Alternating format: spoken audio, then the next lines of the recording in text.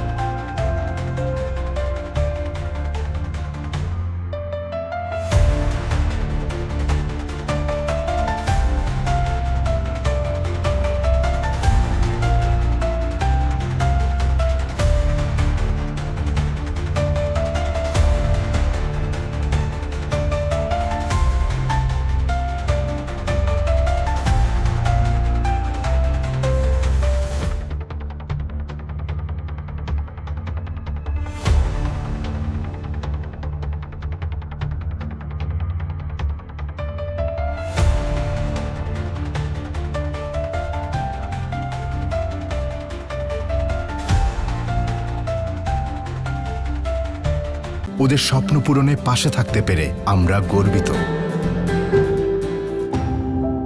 বিকেল 4টার পর খবর পাই যে বেশ 500-700 আন্দোলনকারী এই বিটিআরসি ভবনের সামনে রাস্তা ব্লক করে তাদের দাবি দেওয়া নিয়ে আন্দোলন করছে এবং আমরা খবর পাওয়া মাত্রই আমাদের শেরেবাংলানগর থানার টিম এবং আমাদের তৎপরবর্তীতে আমাদের ওসি, জোনাল এসি, এডিসি সবাই এই এলাকায় মুভ করে।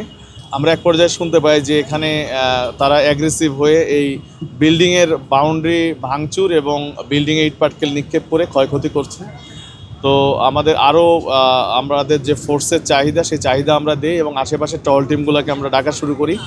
পরবর্তীতে আমিও চলে আসি এবং বাংলাদেশ সেনাবাহিনীর টিম চলে আসে, কোস্টগার্ড চলে আসে। আমরা যখন আন্দোলনকারীকে কোনোভাবেই নিবৃত্ত করতে পারতেছিলাম না, তাদেরকে আমরা বোঝানোর চেষ্টা করতেছিলাম, কিন্তু ওনারা কোনো ধরনের বুঝ মানতেছিল না, তখন আমরা তাদেরকে ডিসপার্স করে দিই। আমরা বেশ কয়েকটা ভিডিও পেয়েছি, সেই ভিডিওগুলো নিয়ে আমরা কাজ করব। আর প্রাথমিকভাবে আমরা বেশ কয়েকজনকে হেফাজতে নিয়েছি। বাংলাদেশ সেনাবাহিনীও ওনারাও অভিযান করছেন, ওনারাও হয়তো বেশ কয়েকজনকে হেফাজতে নিয়েছেন বলে আমরা জানতে পেরেছি। তো পরবর্তীতে আমরা অভিযোগ বিটিআরসি কর্তৃপক্ষ দেবেন বলে আমরা শুনেছি। ওনারা অভিযোগ দিলে আমরা এই সামগ্রিক বিষয় নিয়ে আমরা কাজ করব।